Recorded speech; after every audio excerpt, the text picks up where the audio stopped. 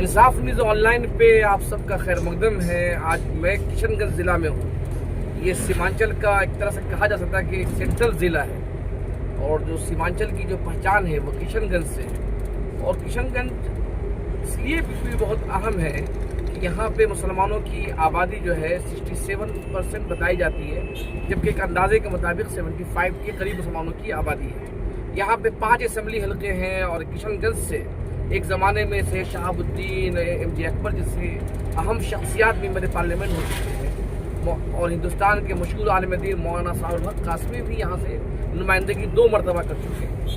लेकिन इन तमाम चीज़ों के बावजूद किशनगंज अपनी माशी और समाजी बदहाली के लिए भी जाना जाता है। और इस सीमांचल का पूरा इलाका जो बीजेपी के नज़रिए से देखा जाए तो एक दरअंदाजी और घुसपैठियों की नज़र से देखा जाता है। अगर एक आम सेकुलर नज़रिए से देखा जाए तो इतनी बड़ी आबादी को उसका 70 साल के बावजूद भी पसमानदा रखा गया है। मैं किशनगंज में हूँ, ये जानने की कोशिश कर रहा हूँ कि यहाँ सियासी तौर पे क्या माहौल है, यहाँ के लोग किन बुनियादों पे वोट दे रहे हैं और यहाँ क्या एजेंडा है। मैं दरअसल ये बुनियाद इसलिए बोल रहा हूँ कि सेंट्रल कमेटी की रिपोर्ट के बाद यहाँ पे अलीगढ़ मुस्लिम सिटी का एक सेंटर बनाया गया था, AMU का एक सेंटर बनाया गया था। मैं आज वहाँ गया था सुबह, उस पर एक अलग रिपोर्ट में बनाऊंगा। उस जगह पे इतने साल गुजर जाने के बावजूद भी आज भी वहाँ पे कोई बाकायदा सेंटर कायम नहीं हो सका। सिर्फ एक डिपार्टमेंट एक किराए के मकान में चल रहा है। अगर यूनिवर्सिटी ग्रांट कमीशन को देखा कि ताज़ा जो हिदायत है, उस हिदायत के मुताबिक अगर यूनिवर्सिटी के पास अपनी इमारत नहीं होगी, अपनी ज़मीन नहीं होगी, तो वो सेंटर बंद कर दिया जाएगा। एक तरह से किशनगंज का जो AMU सेंटर है वो अपने खतरे से दो चार है। आज हमारे साथ बातचीत करने के लिए किशनगंज के मशहूर सहाफ़ी जनाब अजीमुद्दीन साहब हैं। मोहम्मद अजीमुद्दीन साहब गुज़श्ता 40 सालों से किशनगंज में मकामी सतह की सहाफ़त करते हैं। आज मैं उनसे बात करूँगा कि यहाँ के लोगों का क्या एजेंडा है और किन मसाइल पे यहाँ के लोग वोट करने जा रहे हैं। और यहाँ पे सीमांचल में बिल्कुल किशनगंज में असदुद्दीन ओवैसी की कायद वाली MIM ने पूरी ताकत झोंक रखी है। आज मैं सुबह में एक यहाँ का किशनगंज एक मशहूर होटल है दफ्तरी पैलेस, उसमें MIM के तमाम लीडर भरे हुए हैं, बम्बई से और औरंगाबाद से, हैदराबाद से। असदुद्दीन ओवैसी साहब, इम्तियाज़ जलील, वारिस पठान, ये तमाम लोग वहाँ हैं। इम्तियाज़ जलील साहब ने मुझे इंटरव्यू का वक्त भी दिया था, लेकिन उन्होंने इंटरव्यू देने से एक तरह से इनकार कर दिया। वारिस पठान साहब ने भी इंटरव्यू नहीं दिया, कहा कि हम छोटे चैनल को इंटरव्यू नहीं देते। बरकैफ उनकी अपनी ख्वाहिश और मंशा है। MIM पूरी ताकत झोंक दी है। हम अजीमुद्दीन साहब से जानने की कोशिश करेंगे कि MIM की क्या पोजीशन है और यहाँ के लोग किन बुनियादों पर वोट कर रहे हैं। अजीमुद्दीन साहब, आपका इंसाफ न्यूज़ ऑनलाइन में खैर मकदम है। मेरा सवाल आपसे ये है कि आप जो यहाँ पे गुज़श्ता 40 साल से जर्नलिज्म कर रहे हैं, यहाँ कई इंतखाबात आपने कवरेज किए होंगे, ये जो इंतखाब हो रहा है इस मरतबा, ये अलग क्यों है? जी, असल में यहाँ है क्या, यहाँ के लोग बहुत अच्छे हैं, नेक है, बहुत पसमानदा भी है।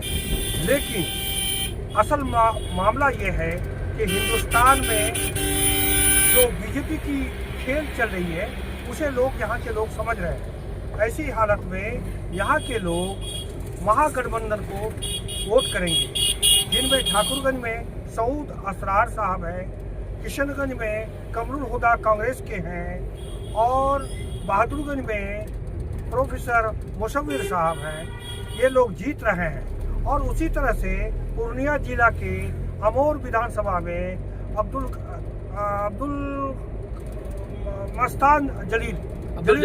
जलील मस्तान साहब जीत रहे हैं। ये मेरा दावा नहीं है, मेरा एनालिसिस है।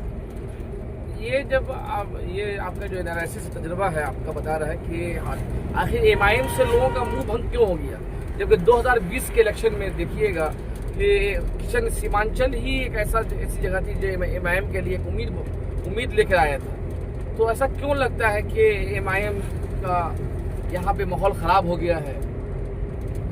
असल में अख्तरुल ईमान प्रदेश अध्यक्ष है और अख्तरुल ईमान ही ने पैसों का खेल किया है और ये पैसे का खेल पूरे हिंदुस्तान में फैल गया।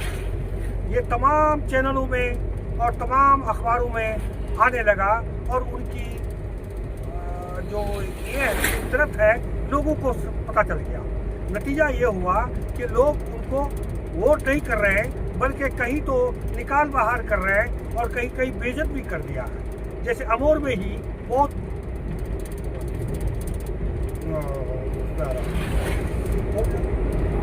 और ये अच्छा चलिए, आप तो एक इशू बता रहे कि क्या सीमांचल के लोग सिर्फ इस बुनियाद पे इमाम को वोट नहीं कर रहे हैं कि अख्तर ईमान साहब अच्छे नहीं है या उन्होंने रुपया ले लिया है, जो इल्जाम पे लगाए गए, या फिर एक तरह का खौफ है कि बीजेपी अगर हम एमआईएम को देंगे या एमआईएम और कांग्रेस में बटे, महागठबंधन बटे, तो बीजेपी यहाँ से निकल जाएगी और इसलिए हम वहाँ मुसलमान का रुझान जा रहा है उस तरफ। नहीं, एक तो बहुत बड़ा पॉइंट आपने कहा कि यहाँ बीजेपी हावी हो जाएगी जी।